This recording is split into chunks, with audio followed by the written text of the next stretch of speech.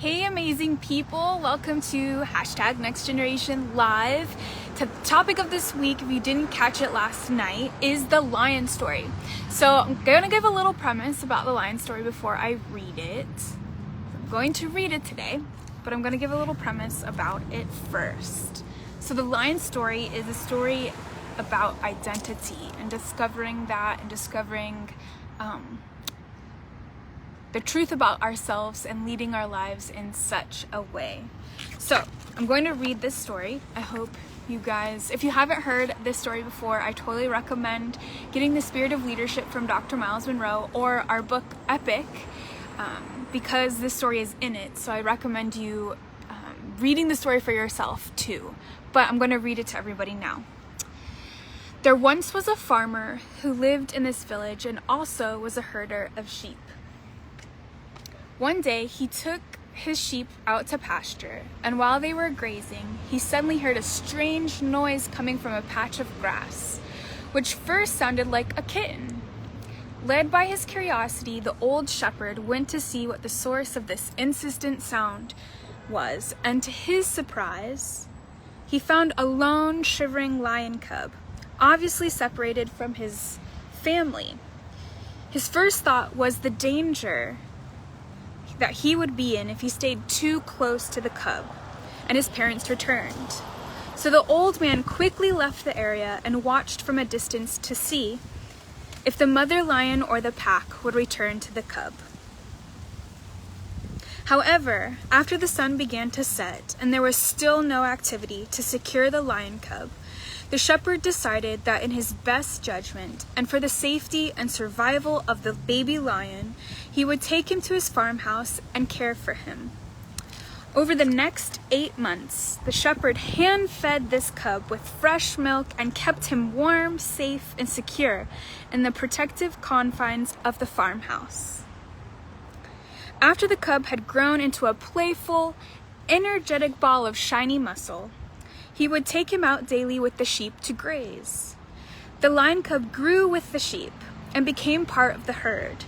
They accepted him as one of their own, and he acted, responded, sounded, and behaved just like one of the sheep.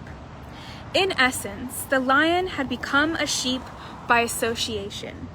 He had lost himself and become one of them.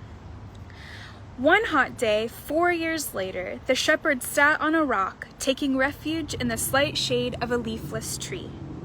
He watched over his flock as they waded into the quiet, flowing water of a river to drink.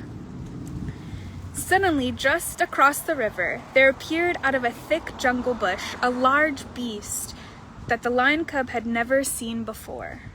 The sheep panicked, and as if under the spell of some survival instinct, leapt out of the water and dashed toward the direction of the farm. They never stopped until they were all safely huddled behind the fence of a pen. Strangely, the lion cub,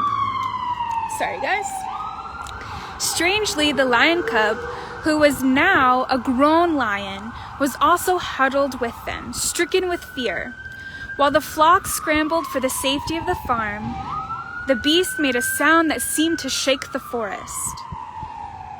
When he lifted his head above the tall grass, the shepherd could see that he held in his blood-drenched mouth the lifeless body of a lamb from the flock.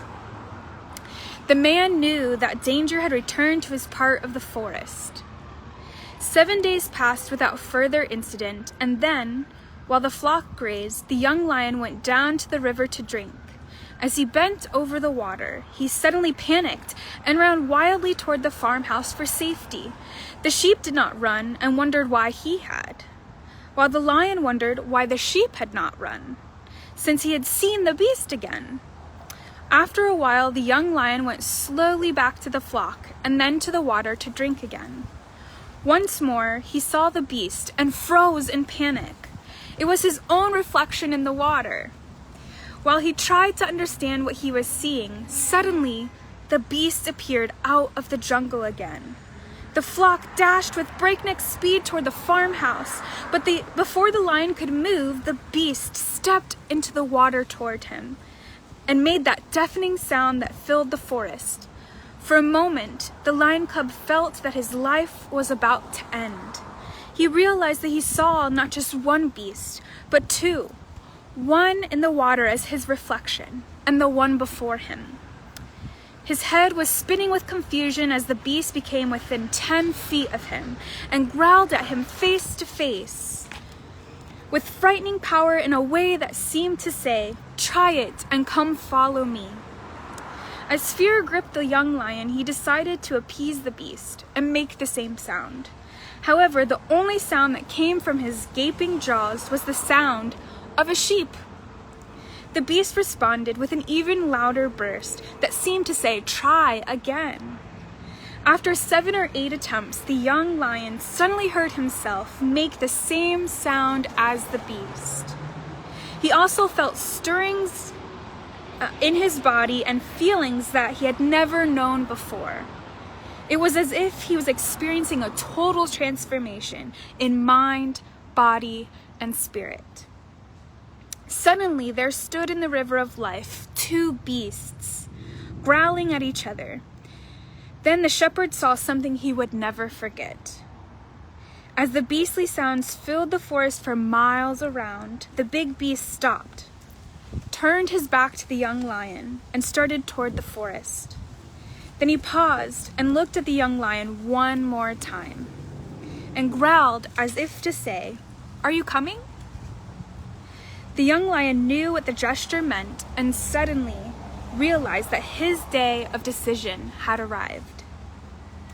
The day he would have to choose whether to continue to live life as a sheep or to be the self he had just discovered.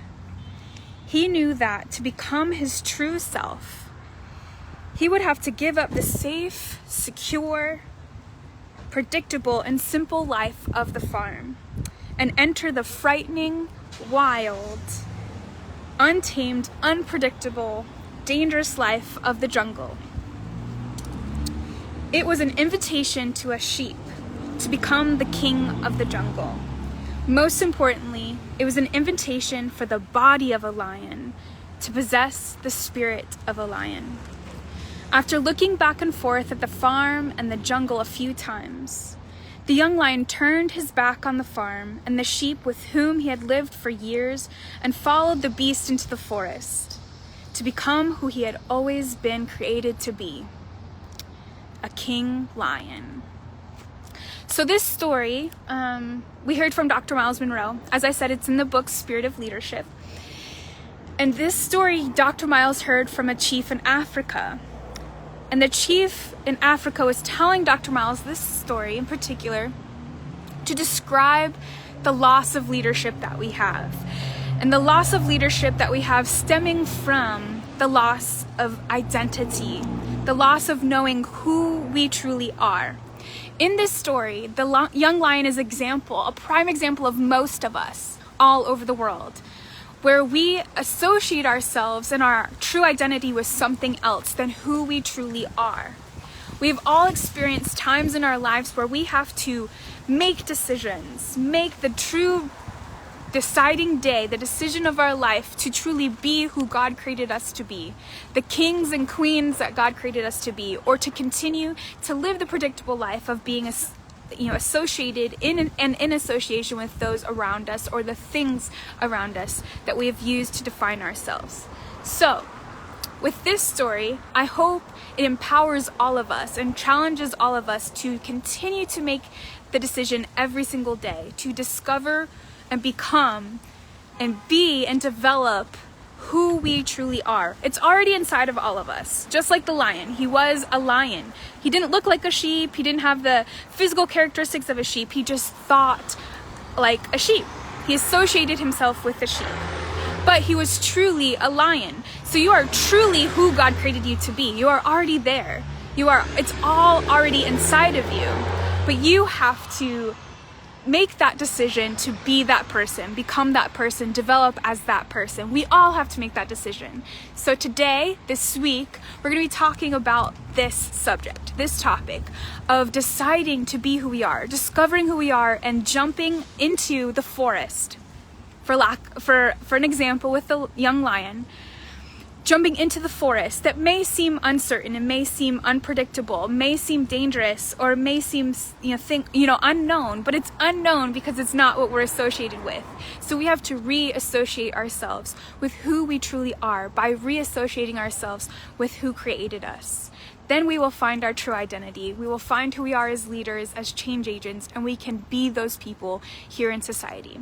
I love you guys. I will see you guys tomorrow. I hope this story has empowered and challenged you a little bit, triggered some things in your mind to think about, and we will see you again tomorrow. See you guys at the top.